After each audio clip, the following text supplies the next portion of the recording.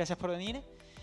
El objetivo de esta charla, por lo menos, es hablarme a mi yo del pasado, que antes de empezar a trabajar en Despegar, le tenía un poco de miedo a lo que era Machine Learning.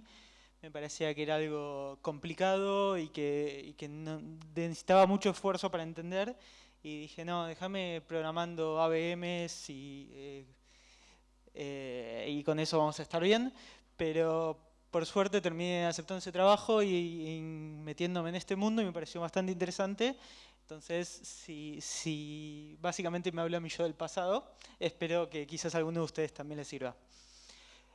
Antes de entrar a la parte de Machine Learning en particular, quiero un repaso de algoritmos 1, que es qué pasa cuando queremos buscar un elemento en una lista ordenada. Espero que todos más o menos sepan hacerlo esto. Primero vamos a ir con un approach naive, que es tenemos una lista de palabras, águila, ardilla, avestruz, están ordenadas alfabéticamente, y tenemos la pregunta de si está perro en esta lista de animales. Entonces vamos a ir uno por uno. Águila no es perro, ardilla no es perro, avestruz no es perro. 43 pasos más tarde terminamos de recorrer la lista y dijimos, bien, no está perro. Logramos, digamos, respondimos la pregunta que teníamos. Ahora, si crecieron en los 90 o antes, como yo, alguna vez buscaron una palabra en un coso de papel que tenía muchas palabras ordenadas, que se llamaba diccionario, antes de que sepan programar quizás, y que es un diccionario en programación. Entonces, lo que hacían, algo parecido, era saltar al medio, en este caso halcón, y ven si halcón está antes o después de perro. En este caso perro, si está, debería estar después. Entonces, automáticamente podemos descartar todas las palabras que están antes. Ahora repetimos lo mismo con pavo o pavo real. Y de vuelta, pavo real está después de pavo real. Y así, 4 pasos más tarde, llegamos a que no está perro, que es la misma respuesta que habíamos llegado antes, pero más rápido. Una vez que llegamos a esto, podemos jugar al juego de mesa quién es quién o adivina quién, un juego de mesa infantil, no sé si lo conocen. Es entre 2 jugadores, cada uno tiene un tablero como estos que se ven donde hay caras de personas con nombre y se te asigna aleatoriamente un personaje. Entonces lo que uno tiene que hacer son preguntas para encontrar a la persona que el otro jugador tiene asignada.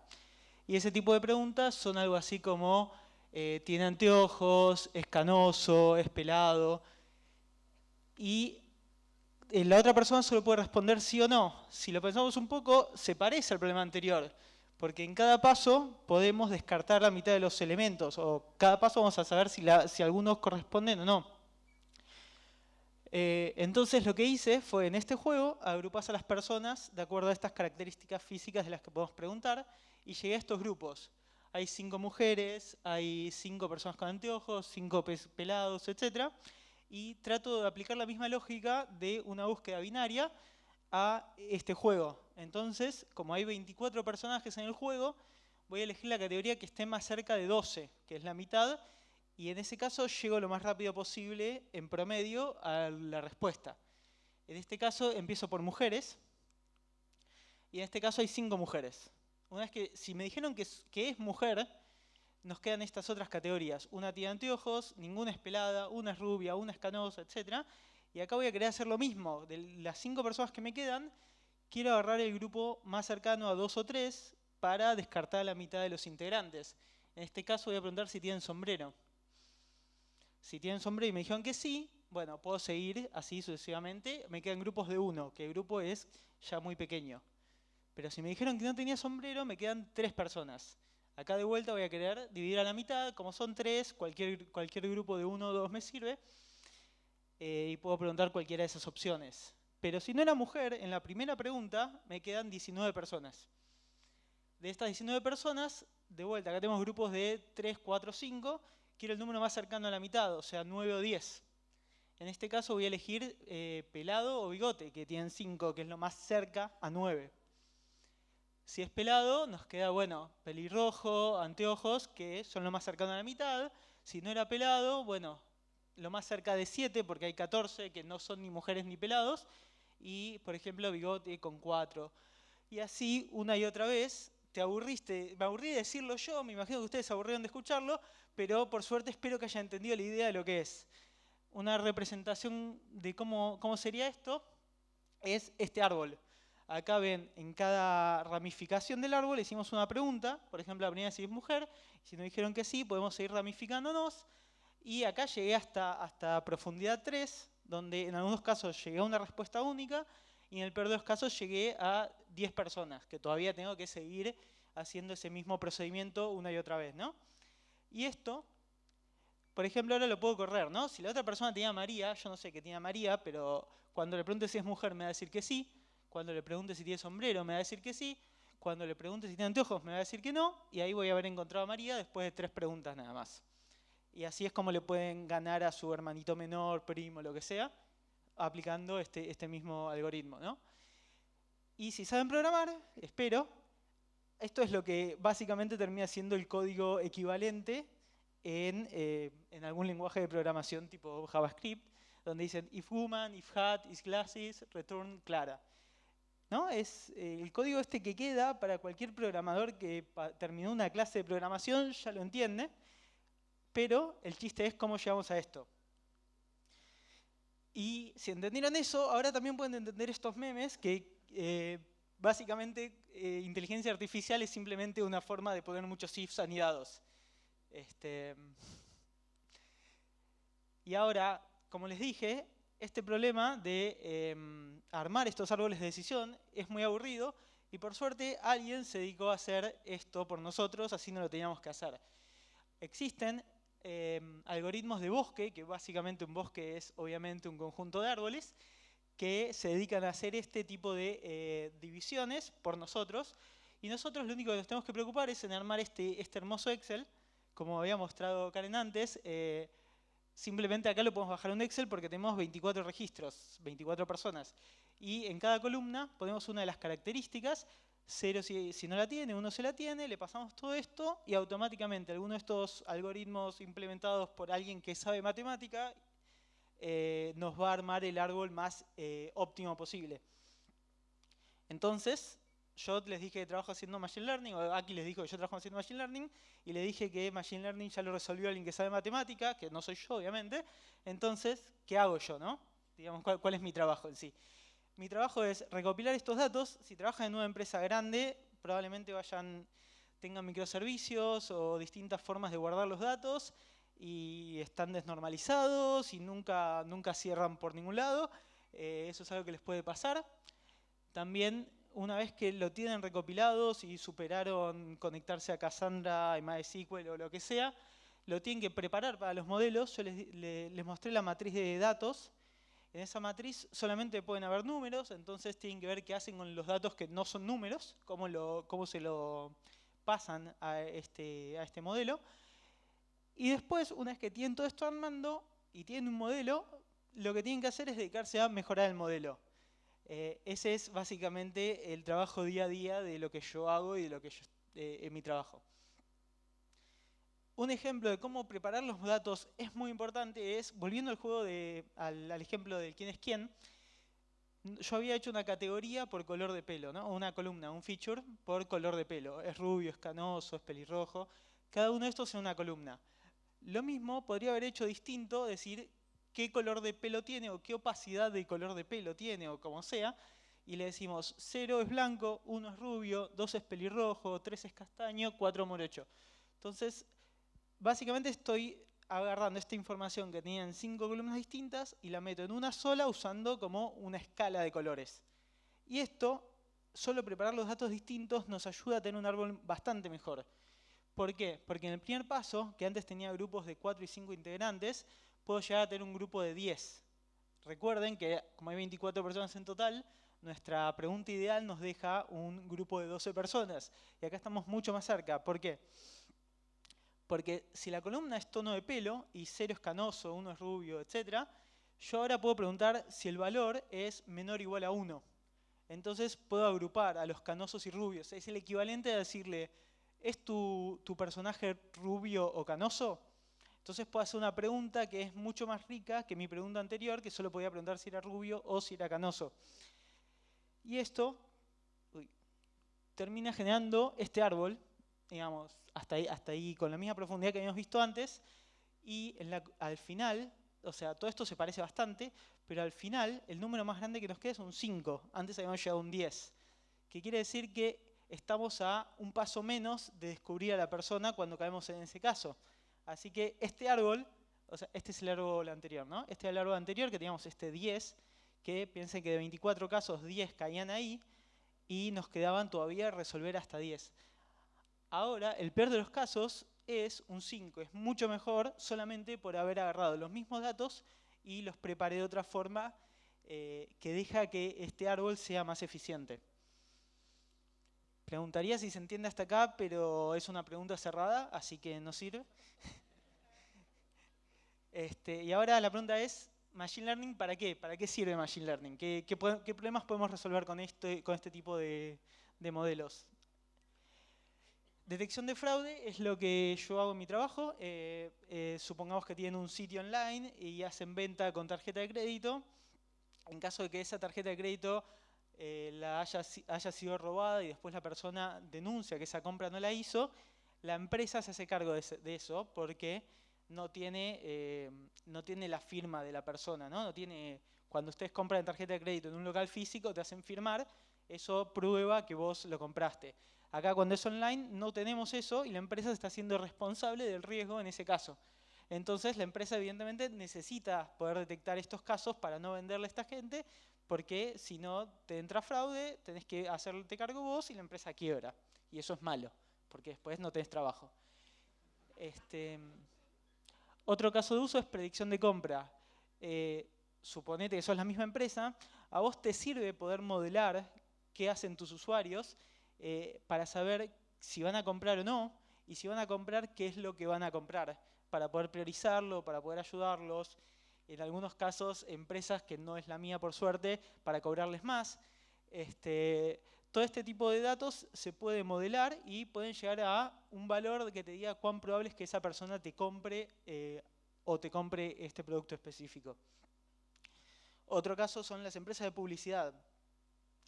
Si ustedes tienen un espacio para publicidad, lo que más le conviene es que el usuario del sitio clique ese anuncio. Y si ustedes hacen anuncio para 10 empresas distintas, está bueno que puedan saber cuál es la empresa que más probablemente cliquee ese usuario que está visitando el sitio. Son distintas formas de agarrar este conocimiento del mundo para optimizar el caso de uso y no tener que hacerlo necesariamente a mano como lo hubiéramos hecho hace unos años. Y yo, para ilustrar esto, hice un modelo de películas. No entren todos juntos porque está en una instancia muy pequeña de Amazon o de Google Cloud, pero ahí está la URL y lo pueden probar. Básicamente bajé una base de datos de películas, después pueden entrar, y puse cuáles me gustan, cuáles no, y traté de que el modelo aprenda sobre esto. La base de datos la saqué de Kaggle, que es un sitio que se usa bastante, donde también hay para aprender varios textos, que se los recomiendo si les interesa el tema. ¿Y qué es lo que hice? Esto se parece bastante a lo que mencionó Karen en su momento. Elegí los features, etiqueté los resultados y traté de hacer un modelo para más o menos ver cómo le iba, si adivinaba o no, si podía predecir si una película me iba a gustar o no. Y en base a eso uno puede volver al principio, iterar, volver a hacer otro modelo, agregar más features, sacar features, etc.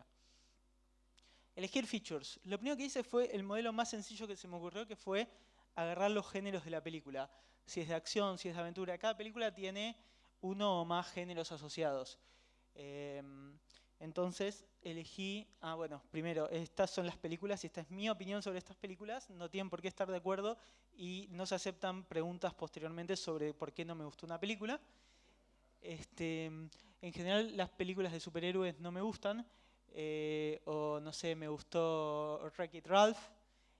No me gustó El Hobbit, lo que sea. Le puse algunas películas, puse los géneros que venían en la base de datos y entrené el modelo. Y el modelo me armó un árbol que se parece a esto. Lo primero que me preguntó si es de acción y me dijo, si no es de acción, te gusta. Porque todas las películas que le mostré que no eran de acción me habían gustado. Ahora, si es de acción, me preguntaba si era de fantasía y si era de acción y fantasía, no me gustaba. Y después, bueno, seguía por este lado, ¿no? Y ya se hacía como más específico. Pero esto es lo que me pudo armar el modelo con estas 8 películas. Ahora, yo acá puse dónde caía cada película, pero en realidad al modelo no le importa dónde cae cada una de las películas que yo vi, sino lo que le importa es esta forma. O sea, el título de la película es solo ilustrativo, en el modelo no queda. Y acá, entonces, ahora le puedo dar una película que el modelo que no le di para aprender, le doy Thor y me dice, ¿es de acción? Sí. ¿Es de fantasía? Sí. No me gusta. Perfecto. O sea, tiene sentido. 8 películas es muy poco, entonces me puse un rato a jugar a etiquetar películas. Uno de los pasos más comunes y aburridos de Machine Learning es conseguir datos etiquetados. Y agarré estas 77 películas, puse que me gusta Wall-E, que no me gusta Capitán América, no me gusta Matrix Reloaded. Hice el mismo modelo, pero con más datos. Y después le dije, bueno, evaluame estas 2 películas. Me dice, bueno, Inside Out, 100% de chances de que te guste, obviamente. Iron Man, no sé si ya leer, pero es 8% de que me guste.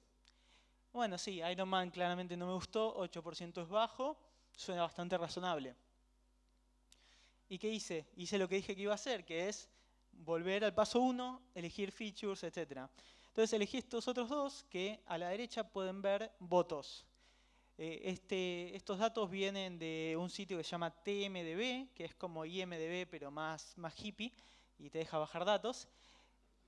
Y acá se puede ver en azul las películas que me gustaron, en naranja las que no me gustaron, y vemos que hacia la derecha hay más azules que naranja, y hacia la izquierda, o sea, a la derecha es un puntaje más alto, y a la izquierda hay más naranja que azul. Entonces podemos decir, a ojo parece que el puntaje de la película te da una idea de si me gusta o no. Y lo mismo acá, algunos keywords que vienen. Por ejemplo, si es de MCU, no me gustó ninguna, fantástico. No sé, si está en 3D me gustó más de lo que no me gustó, por ejemplo. Son keywords que vienen en la base de datos y que de las películas, 77 películas que yo había etiquetado antes, puede aprender. Y cuando le di eso, Inside Out siguió en 100%, Iron Man bajó a 0%. Fantástico, este modelo es mucho mejor que el anterior. Y cuando dije, bueno, pará, las 77 películas que vi, ¿cómo te va contra esas películas? O sea, ¿cuántas podés predecir? Pudo predecir correctamente 76 de las 77 películas, un 99% de exactitud, lo cual es un número muy alto, y si hay algo que aprendí en Machine Learning es que si un número te da muy alto es porque te equivocaste. ¿Cuál es el chiste acá? La trampa es que estoy dándole para que evalúe las mismas películas que usó para aprender. No sé si, o sea, ya aprendió de estas películas y ahora le dije cómo le va con las mismas películas. Y sí, obviamente eso lo pudo aprender. Entonces lo que aplicó es una técnica que se llama validación cruzada en español, cross validation en inglés, que voy a explicar muy rápidamente. Básicamente agarro mis datos y los divido en 3 grupos. Y por cada uno de los grupos voy a... vamos de vuelta. Lo divido en 3 grupos y lo que voy a hacer va a ser agarrar 2 de estos 3 grupos y decirle al modelo, de la misma forma que estabas usando antes para armar árboles, usá solo estos 2 grupos. El tercero no lo mires. Una vez que terminaste de aprender, que hiciste los árboles y ya podés predecir, predecí el grupo restante. Y después lo mismo, pero con otros 2 grupos. Entonces acá puedo 3 veces usar un subconjunto de mis películas para predecir el otro conjunto de películas. Y con eso pude llegar a unos resultados que no eran tan altos como 99% y que eran un poco más creíbles, que son 69, 85 y 76%. Un número más o menos razonable, o sea, si la computadora no tuviese idea de qué me gusta y qué no, adivinaría un 50%, así por tirar una moneda cada vez. Si fuese perfecta 100%, un número en el medio es más o menos lo que esperaría que pueda aprender. Estos números fueron en el primer caso donde solo estaban los géneros, y cuando agrego votos y keywords, llego a dos grupos se mantienen y un grupo sube de 85 a 92%. Quiere decir que estos dos features que agregué mejoraron el modelo, hicieron que pueda aprender mejor sobre mis preferencias. Y ahora se puede seguir. Esto es un proceso que termina cuando nos aburrimos, básicamente, porque podemos seguir agregando datos, sacando datos y probando de vuelta. Esto, básicamente, en algún momento tienen un modelo que les parece lo suficientemente bueno, eso lo suben a producción, y si lo pueden mejorar, lo siguen mejorando, y si no, queda eso, digamos, ahí es donde queda. Idea de features que no llegué a hacer, pero que se podrían explorar, porque creo que esto, digamos, si a alguien le interesa, tiene capacidad predictiva, es si la película es una secuela, y en caso de ser secuela, si la anterior, la precuela, les gustó. Voy a, por ejemplo, si me gustó Harry Potter 1, 2, 3, 4, 5 y 6, yo creo que hay una gran probabilidad de que me guste Harry Potter 7. Sería raro que no, ¿no? Otra mala pregunta, perdón, Karen. ¿Qué porcentaje de personajes son mujeres? Es una pregunta que puede ser útil, digamos. Esto no necesariamente a nivel consciente, este modelo funciona sin que el usuario se entere cómo funciona. Entonces hay gente que puede tener preferencia a películas con más mujeres, gente que puede tener preferencia hacia películas con menos mujeres. En la base de datos está el elenco, está dividido por género, y esto se puede usar como feature y ver si descubrimos algún sesgo en el usuario. Y después, nada, si tenemos un sitio grande, podemos contrastarlo contra otros usuarios, ver si se parece o no, y si se parece, podemos ver qué le pareció al otro usuario, y ya con eso tenemos una capacidad de un feature para predecir más. Así que aprendí a hacer todo esto en mi trabajo, y como lo aprendí en mi trabajo, dije, vamos a usarlo en mi tiempo libre para divertirnos, porque mi trabajo es aburrido. Y lo que agarré es... CISARMY es una organización acá en Argentina que hace una encuesta cada 6 meses que es de sueldos, pero en realidad es como medio general, como una especie de encuesta entre programadores que en enero de 2019 unas 4.700 personas respondieron, una cantidad bastante importante para lo que son programadores en Argentina, y pregunta sexo, edad, experiencia, sueldo. Y pregunta un montón de cosas más. Digamos, la cantidad de preguntas que hace es como bastante largo. Y con eso dije, listo, tengo una idea excelente. Vamos a hacer un modelo que te prediga el sueldo basado en las mismas preguntas, ¿no? Y lo hice, y está acá, lo pueden ver. También, no entren todos juntos. Los datos son de enero, así que ya en Argentina enero significa que están obsoletos. Y lo puse en Twitter en su momento y tuve todo este feedback. Algunos dicen que bien que da, algunos dicen que los están cagando en su trabajo, otros dicen que su trabajo le pagan de más, así que no le va a pasar el link al jefe. No, hubo como feedback muy variado. Creo que en general la mayoría dijo que estaba bastante bien, lo cual me puso bastante contento. También aparecieron estas respuestas que son lo más interesante, que como un poco esperado, pero gente que dijo, che, si respondo todo igual, pero cambio de mujer a hombre o cambio de hombre a mujer, puedo ver que los hombres con la misma experiencia y todo igual ganan más que las mujeres. Es raro, ¿no? Bueno, no. Básicamente con esto de alguna forma tenemos una forma, entre comillas, objetiva de ver si hay un sesgo contra las mujeres o no. Y yo de vuelta, yo esto lo hice como un chiste, no tipo para tener una idea, porque tengo amigos que me preguntan, che, ¿cuánto gana un junior que programa en PHP, o un junior que programa en COBOL, lo que sea? Y yo dije, no sé, hice esto y ahí lo pueden chequear. Pero después un amigo me dice, che, ojo, que si publicás esto para todo el mundo, puede haber gente que lo use como para su trabajo de verdad, que alguna persona que establezca los sueldos de la empresa en base a esto. Yo dije, dale, ¿quién va a ser así, no? ¿Qué clase de persona sería algo así? Y me dice, no le voy a repetir eso,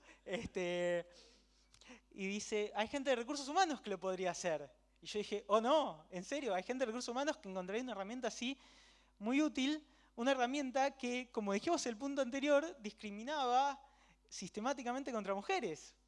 Y esto la gente lo quería usar para su trabajo. Buenísimo, ¿no? No, horrible. Y bueno, por suerte pasaron 3 meses, así que los datos ya no sirven, así que con el tiempo el problema se solucionó solo. Pero, pero bueno, eso me pasó a mí como algo que yo estaba haciendo para jugar. Pero resulta que hay gente que usa Machine Learning y que lo usa para cosas en serio. Por ejemplo, el gobierno de Salta junto a Microsoft hicieron un estudio para predecir embarazo adolescente. O sea, lo hicieron en serio, no como yo en chiste. Y llegaron a unos resultados donde decían que con un 90% de precisión podían decir si una persona iba a quedar embarazada, una adolescente podía quedar embarazada o no. Lo cual esto fue como, wow, qué loco, ¿no? Y después lo agarró esta gente de UBA, vio lo que habían hecho y dijeron, esto es un desastre, metodológicamente. Lo primero que pasaba, ¿se acuerdan lo que le conté de cross-validation, de dividir el grupo, etcétera? Habían hecho eso mal. O sea, a ese nivel de error. Así cualquiera llegaba a un 90%. Hasta yo lo hice con mis películas. Tenían otros errores. Por ejemplo, los resultados eran de encuestas y este tipo de información en encuestas no es muy confiable porque suele haber ciertas cosas sociales que uno no quiere decir, quizás frente a un encuestador, ¿no? Es como medio difícil coleccionar esos datos y uno no los puede confiar directamente. Pero lo más interesante, qué sé yo, lo que es más absurdo de todo, es que decían que te podía predecir esto a 5 años. Y para predecir a 5 años lo que tendrías que haber hecho es juntar los datos y 5 años después preguntar si la persona estaba embarazada. Y eso no es lo que hicieron. Lo único que te puede predecir como mucho es si la persona está embarazada ahora, lo cual como gobierno no te deja mucho que hacer, salvo que, bueno, legalicen cierto proyecto de ley. Pero bueno, o sea, básicamente metodológicamente este trabajo fue un desastre. Y eso, yo dije, bueno, esto me pasa a mí, esto le pasa al gobierno de Salta, esto también pasa en Estados Unidos. Este libro de Cathy O'Neill, Weapons of Mass Destruction, perdonen mi pronunciación, cuenta ciertos casos donde se usa Machine Learning para ciertos problemas. Por ejemplo, evaluar docentes, sin ofender, Karen.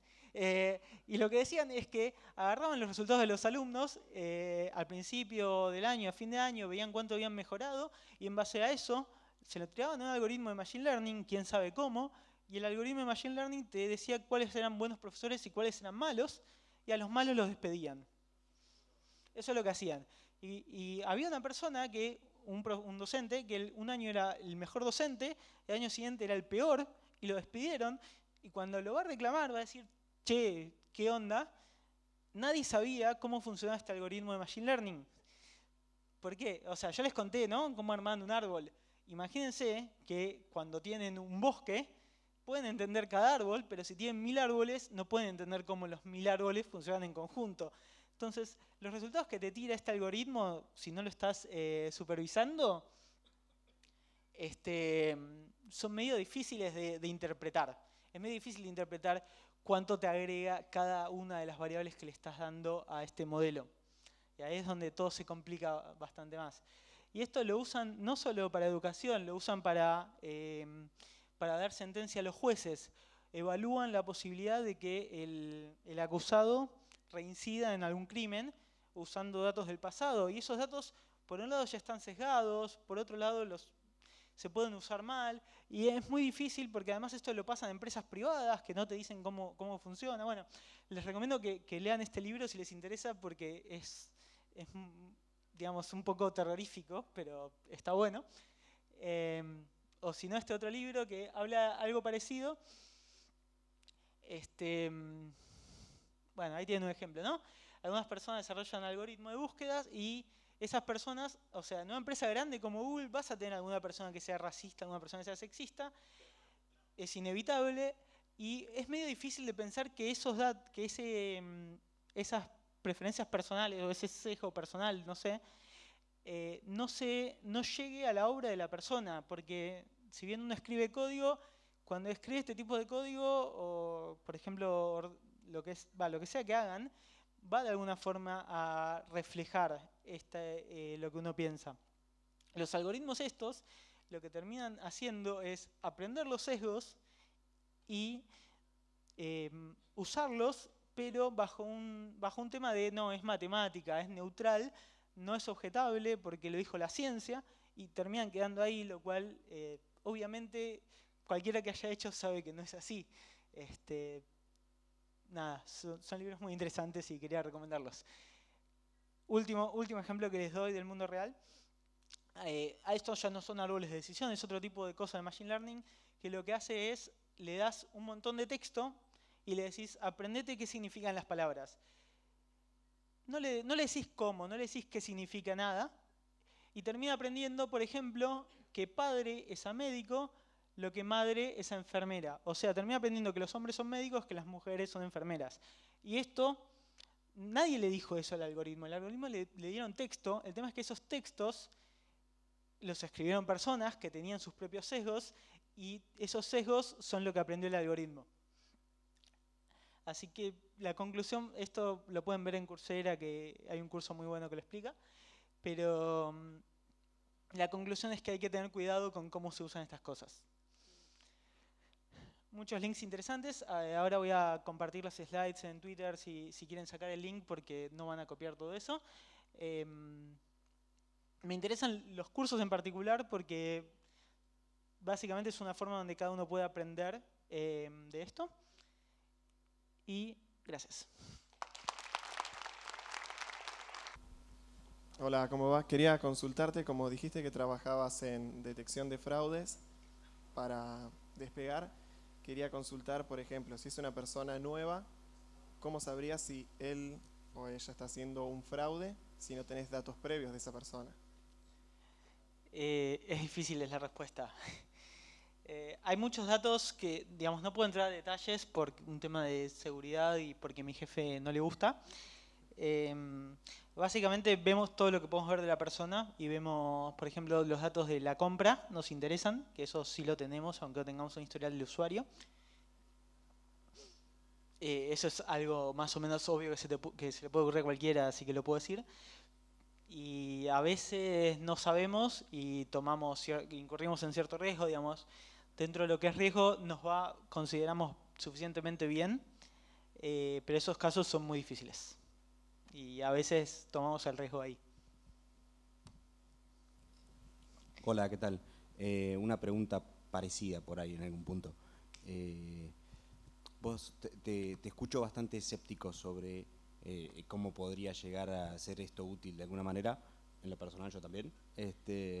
Pero me pregunto respecto a tu trabajo, ¿cómo te sentís con los resultados que da esto y qué opinás de lo que tus modelos generan?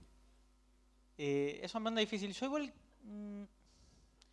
en general, los modelos que nosotros hacemos, incluso si detectan que hay fraudes, como que tienen alguna forma de... Algún humano después lo puede trabajar el caso para hacer la venta de todas formas. Es un poco más trabajoso, quizás lo tengan que llamar por teléfono o algo así, en cuyo caso es como que ya empezamos a confiar en la persona. Quizás esa era una respuesta para la pregunta anterior también. No digo que sea escéptico sobre la utilidad de esto.